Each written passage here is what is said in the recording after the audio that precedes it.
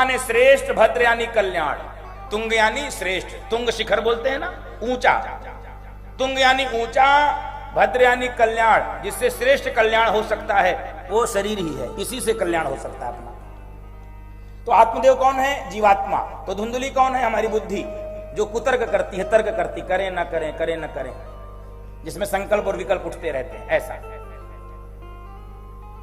तभी इसकी बहन आ गई, छोटी बहन, क्योंकि इसने कह दिया कि वो प्रसंग में छोड़ दिया लेकिन आपको पूरा कर दूं। इसने कहा अरे कोई बात नहीं, कमजोर नहीं होगी, तुम घर के काम बटाने के लिए घर का, उसने चिंता व्यक्त किया धुंधली ने, घर के काम कौन करेगा?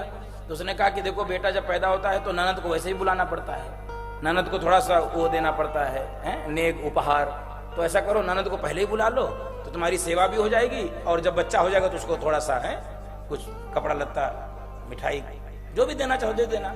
इसने कहा अरे नहीं नहीं, इससे तो अच्छा हम नौकरानी बुला लें, हमारी ननद तो एक नंबर की महाचोट्टी है, वो तो सब साफ कर जाएगी माल हमारा, हम तो नहीं नहीं नहीं नहीं, नहीं खाए। छोटी बहन इसकी एक दिन आई, बहन के सामने पूरी कथा सुनाई धुंधली ने, ऐसा ऐसा फल मिला है, बताओ फल खाने से कहीं भेंटा होता है? इसकी बहन के मन में लालच आ गया। इसकी बहन ने कहा सुनो, तुमने चूंकि पंडित जी को आश्वासन दे दिया है कि मैंने फल खा लिया है, तो मैं गर्भवती हूं, कुछ दिन के बाद मुझे बच्चा होगा, मैं वो बच्चा तुमको पहुंचा दूंगी, और रही मेरे पति की बात तो कुछ पैसे रुपए दे देना तो मैं उनका मुंह बंद कर दूंगी और मैं अपना बच्चा तुमको दे दूंगी। और ये बात यदि चेक करनी है कि फल खाने से बेटा होता है कि नहीं, तुम्हारे घर में 5 गाय भी तो खड़ी इतने वर्षों से, बच्चा नहीं दिए, अपने गाय को खिला दो। और बंद हो माताओं, धुंधली ने गाय को खिला दिया फल, अपनी बहन की बात में आ गई। धुंधली की बहन को बेटा हुआ, लाके उसने सौंप दिया, जो भी लेन देन तय हुआ था हो गया। पंडित जी को पता चला, पंडित जी एकदम प्रसन्न हो गए, देखो संतों के आशीर्वाद में क्या शक्ति होती है। और जिस गाय को उन्होंने सेब खिलाया था उसने भी मनुष्य का बच्चा पैदा किया, गाय से भी मनुष्य का बच्चा पैदा हुआ। तो सारे नगर में लोग कहने लगे देखो देखो, भगवान जब देता है तो, भगवान जब देता है तो, हाँ आगे वाला भी जोड़ लेना, लेता है तो लिंटर तोड़ के, ये भी हम जोड़ दें, देता है तो छप्पर फाड़ के, और लेता है तो, इसको बोलने में थोड़ा हिम्मत जुटाना पड़ता। तो अब आत्मदेव जी ने कहा कि मैं अब बच्चों का नामकरण करूंगा। तो अपने ये जो गाय को बच्चा हो उन्होंने नामकरण किया गोकर्ण, गाय के समान इसका कान था, तो गोकर्ण। तो जैसे ही अपने बच्चे का नामकरण करना शुरू किया तो धुंधली ने कहा सुनो सुनो, तुम इसका नाम मत रखो, मैं रखूंगी। तुम रखोगे क्या? तो नाम रख दिया धुंधली ने अपने बेटे का धुंधुकारी, यथा नाम तथा गुण, नाम रख दिया धुंधुकारी। ऐसे ही नाम हम लोग भी कई बार रख लेते बंदों का। अब समय बीता, दोनों पुत्र ख्याति प्राप्त किए, दोनों पुत्रों को ख्याति मिली, एक हुआ विख्यात और एक हुआ कुख्यात। ख्याति दोनों को मिली, एक विख्यात हुआ और एक कुख्यात। गोकर्ण पंडितो ज्ञानी धुंधुकारी महाखलः, गोकर्ण पंडित और ये महादुष्ट हुआ, खल हुआ। और बंधु माताओं, सारे घर को नरक में बदल दिया, सबको परेशान करने लगा, लूट मचा दिया, डकैती करने लगा, माताजी को मारता, उनसे तिजोरी छीनता, पिताजी को परेशान करता, इतना अधर्म फैला दिया। पंडित जी एक दिन रोने लगे। आहा, बंधु माताओं दर्शन कीजिए, अभी तक रो रहे थे कि बच्चा नहीं हुआ, और अब क्यों रो रहे हैं? क्यों हो गया? इससे अच्छा नहीं होता। यही संसार की गति है। अभी तक रो रहे थे बेटा नहीं हुआ, अब रो रहे हैं ये बेटा क्यों हो गया, क्यों हो गया। और सर पटक ही रहे थे बंधु माताओं। गोकर्ण जी आ गए, पिताजी क्यों रो रहे हो? ये घर द्वार, ये बेटा बहू, ये सब माया है, इसके चक्कर में मत पड़ो। आप तो जाओ, संतों का साथ करो, उन्हीं के साथ आनंद करो, भगवत प्राप्ति करो। दो ही रस्सी है जिससे जीव जगत में जकड़ा रहता है। आप तो फकीर हैं, आपका मन तो फकीरी में लगा रहता है, आपका मन तो फकीरी में लगा रहता है। तो आप ये जो दो रस्सियों से जकड़े हुए हो, जीव दो रस्सियों से जकड़ता है। किन किन से? एक अहमता और एक ममता। एक अहमता और एक ममता, दो रस्सियों से जीव झगड़ा रहता है।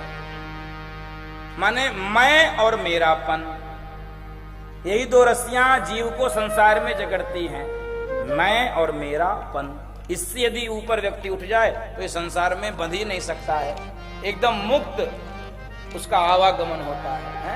इसलिए संत कहते हैं कि हमको तो नहीं फंसना है, मेरा मन तो फकीरी में है। मन लागो मेरो यार फकीरी में, मन लागो मेरो यार फकीरी में, मन लागो मेरो यार फकीरी में, मन लागो मेरो यार फकीरी में, मन लागो मेरो यार फकीरी में, मन लागो मेरो यार फकीरी में, मन लागो मेरो यार फकीरी में, मन लागो मेरो यार फकीरी में।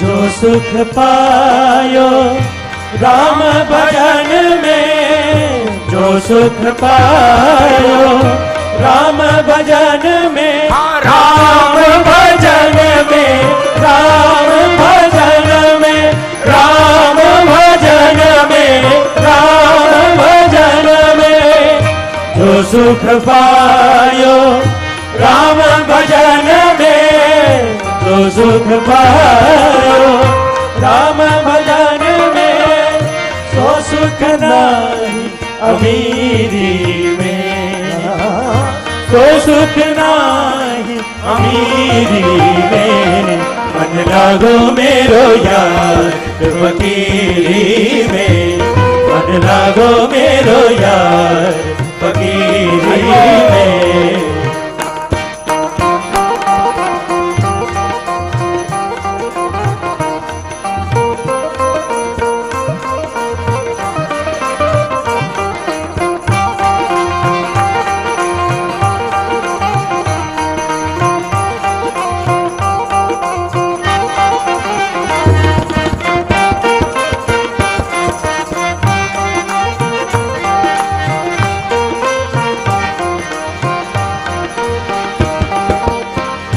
आखिर यह तन खाक मिलेगा, आखिर यह तन खाक मिलेगा,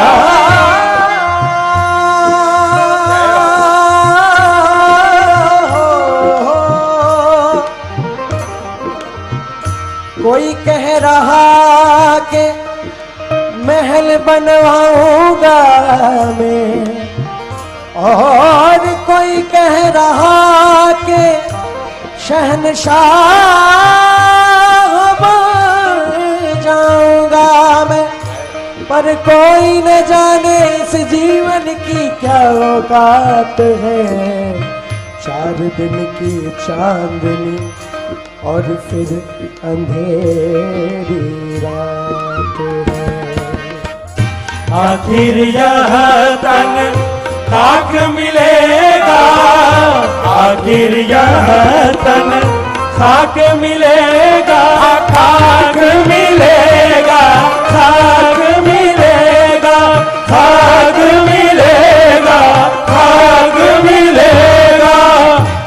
आखिर यह तन खाक मिलेगा, आखिर यह तन खाक मिलेगा, क्यों फिरता मगरूरी में, क्यों फिरता मगरूरी में, मन लागो मेरो यार फकीरी में, मन लागो मेरो यार फकीरी में, मन लागो मेरो यार फकीरी में, मन लागो मेरो यार फकीरी में, मन लागो मेरो यार फकीरी में, मन लागो मेरो यार फकीरी में, मन लागो मेरो यार, मन लागो मेरो यार, लागो मेरो यार, लागो मेरो फकीरी में, लागो मेरो यार फकीरी में, मन लागो मेरो यार फकीरी में। पिताजी, ये अंधकूप से बाहर निकलो, जाओ संतों का साथ करो और वहीं पर भगवत प्राप्ति के लिए चेष्टा करो, प्रयत्न करो। और बंधु माताओं, गोकर्ण जी जो कि ज्ञानी है, अपने पिता को सन्मार्ग बतलाए। पिताजी घर छोड़कर आ गए हैं संतों का साथ, क्योंकि जैसे व्यक्ति का साथ करोगे वैसा ही आपके भीतर परिवर्तन होगा। संस्कृत में कहते हैं संसर्गजाह दोष गुणाः भवन्ति, संसर्ग से दोष व गुण होते हैं। बीड़ी पीने वालों के साथ रहो, 5वें दिन आप भी बीड़ी पीने लगोगे। पत्ते खेलने वालों के साथ रहो, जो पत्ते खेलते हैं ताश के, आप भी 5वें दिन बांटने लगोगे। पहलवानी करने वालों के साथ रहो, 5वें दिन आप भी ताल ठोकने लगोगे। और भजन गाने वालों के साथ रहो, 5वें दिन आप भी गुनगुनाने लगोगे। बोलो भक्त वत्सल भगवान की। तो पिताजी, उन संतों का साथ करो जिनका मन पहले से भगवान में रमा हुआ है, भजन में रमा हुआ है। पिताजी आके संतों का साथ किए और जीवन के अंतिम क्षण में भागवत जी के 10वें स्कंद का पाठ करते करते परम पद को प्राप्त हुए। बोल भागवत भगवान की। और जब पिताजी गए तो धुंधकारी माता जी पर आक्रमण किया, तिजोरी की चाबी ले लिया, घर के बर्तन बेच आता, सोने चांदी बेच आया, माता जी को कभी मार भी देता। ये कलिकाल है बंधु माता, कुछ भी हो सकता है, कुछ भी हो सकता है।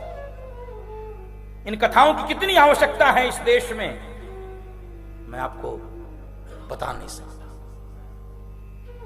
इस कलयुग में किस प्रकार से, कैसे कलयुगी बच्चे हो रहे हैं। मैंने सुना, मेरा तो कलेजा कांप गया। आजकल में भी एक घटना घटी, आजकल में भी एक घटना।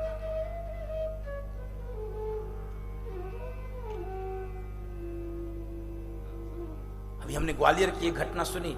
क्या हो रहा है इस देश में। एक विधवा माँ थी, 2 भाई आपस में लड़ते रहते थे कि कौन सेवा करे, कौन सेवा करे। मामला पुलिस तक गया। पुलिस ने कहा कि 15 दिन तुम सेवा कर लो, 15 दिन तुम सेवा कर लो। माता पिता का बंटवारा हो रहा है। जो माता पिता अपने 5, 7, 10 बच्चों को प्रेम से पाल लेते थे, आज एक माता पिता की सेवा 5, 10 बच्चे मिलके नहीं कर पा रहे। ये तो कलिकाल है। तो ग्वालियर की घटना है कि जिस भाई के यहां मां रह रही थी, वो दोनों पति पत्नी तंग आ चुके थे सेवा से। कैसे कलयुगी बच्चे, कैसे कलयुगी ये बहू बेटे थे। इसी ठंड की, अभी जो ठंड अभी बीत रही है, अभी बंधु माताओं, आप तक न जाने खबर पहुंची कि नहीं।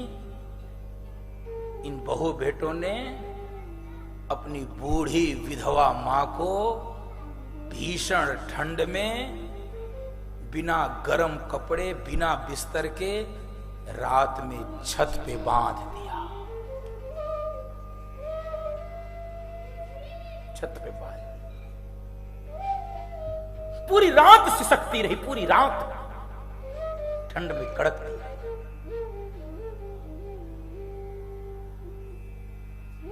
कैसा सदाचार विलुप्त हो रहा, कैसी नैतिकता विलुप्त हो रही, कैसी मातृ पितृ भक्ति विलुप्त हो रही बंधु माताओं, आपकी आंखों के सामने समाप्त हो रहा है। अभी जबकि कलयुग का प्रथम चरण चल रहा है। 4,32,000 वर्ष का कलयुग है, अभी 5,000 कुछ वर्ष बीते हैं। आप सोचिए, हम लोग फिर भी अभी जल्दी ही चले जाएंगे। क्या क्या दिन आएगा इस देश में। पूरी रात सिसकती रही, कड़कती रही, पड़ोस में आवाज चली गई। पड़ोस के लोग आकर देखे, कांप गई। बूढ़ी मां ठंड में कांप रही है, इसके शरीर पे गर्म कपड़े नहीं थे। उन पड़ोस के लोगों ने कुछ गर्म कपड़ा फेंकने का प्रयत्न किया, चूंकि हाथ पैर इस बूढ़ी मां के बंधे हुए।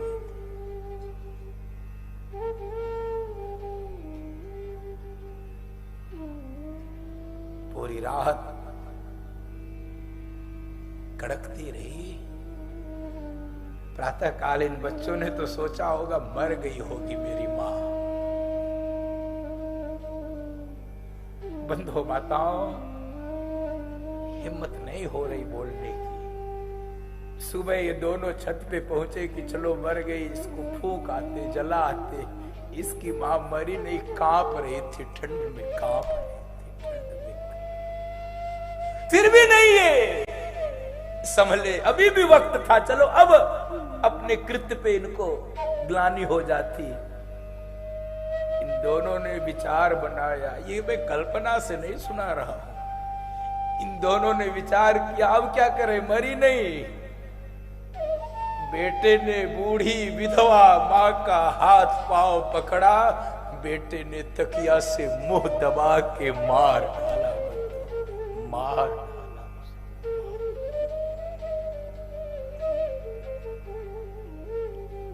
कैसा कलयुग आ गया, कैसा कलयुग आ गया।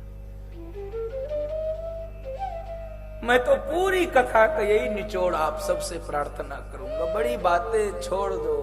भगवान मिले न मिले क्या पता, क्या खबर, मुझे भी नहीं पता बंधु माता। लेकिन इतना निवेदन कर सकता हूं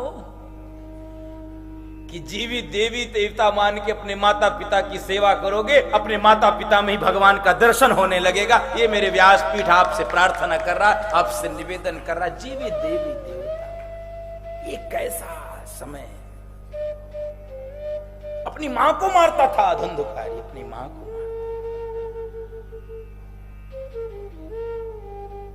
मां दुखी हो गई अपने बेटे से, जिसको बड़े लाड से प्यार से पाला था, जिसका नामकरण खुद किया था। एक दिन एक अंधकूप में गिर गई, इसके प्राण चले गए। गोकर्ण जी चूंकि ज्ञानी हैं, गोकर्ण जी के लिए पुराण कह रहा है गोकर्ण पंडितो ज्ञानी।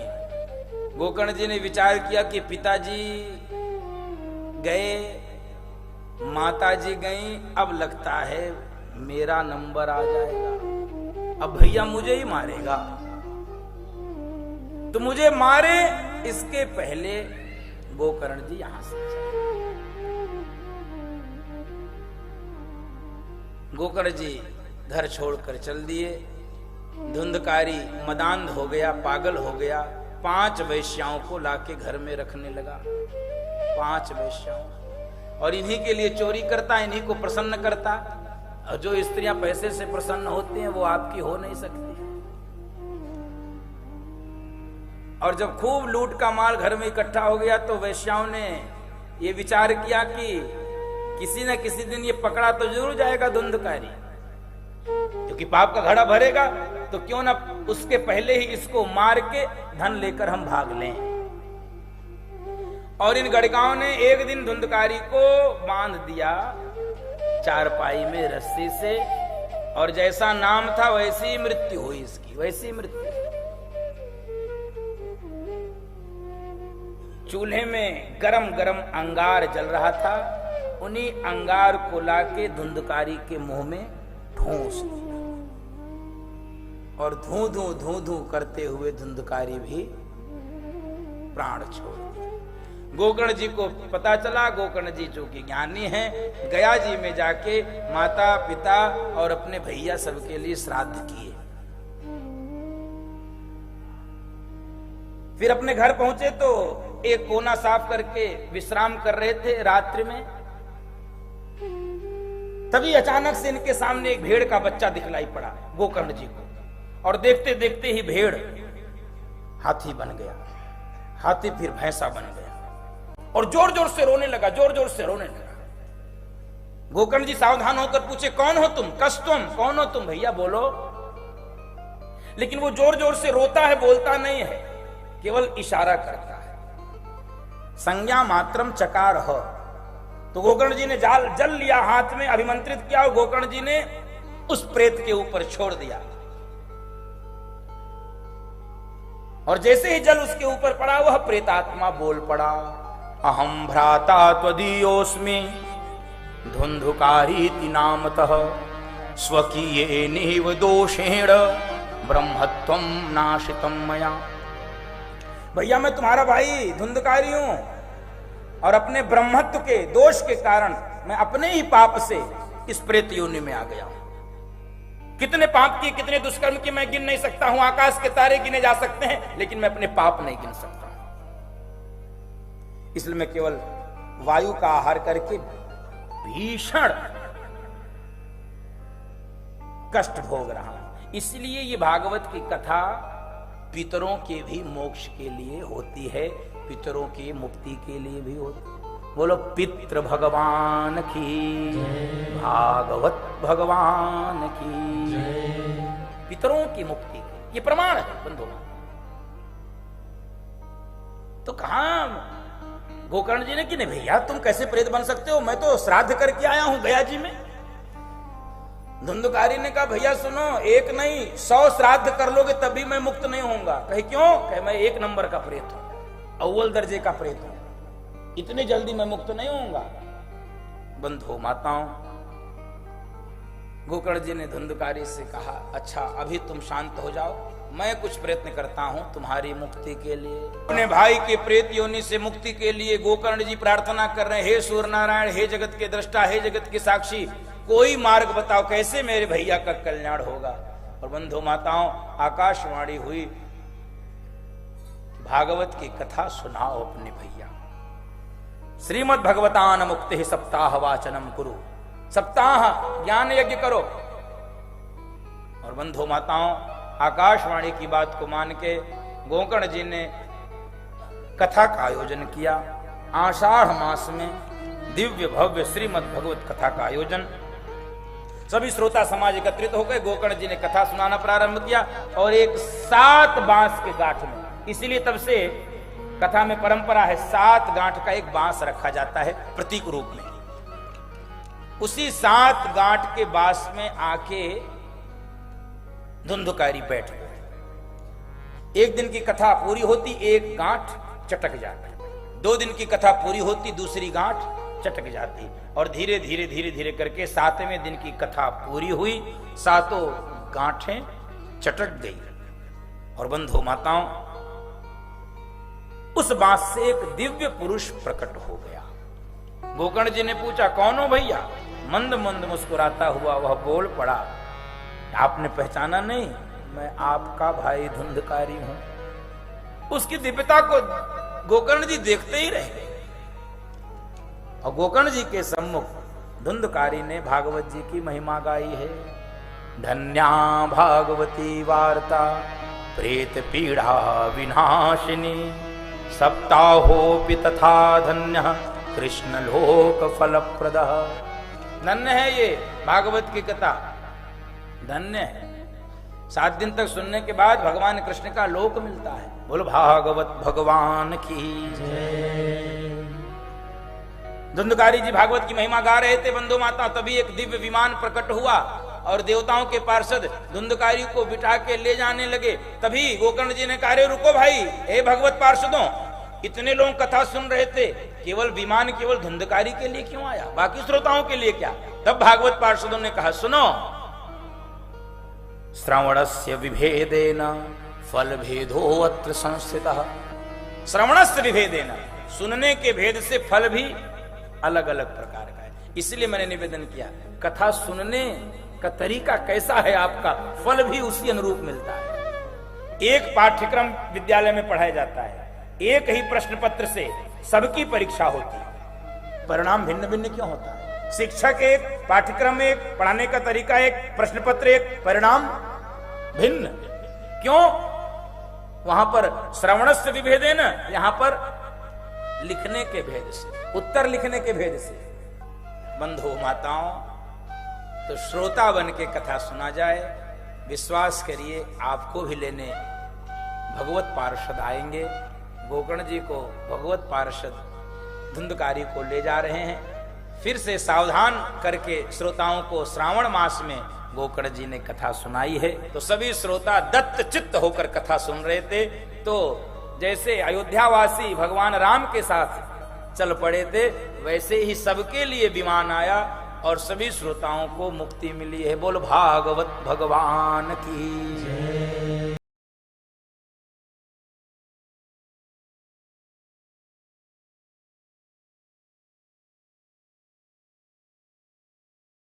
आनंद टीवी से जुड़ने के लिए आप हमें व्हाट्सएप करें 9277395752 पर।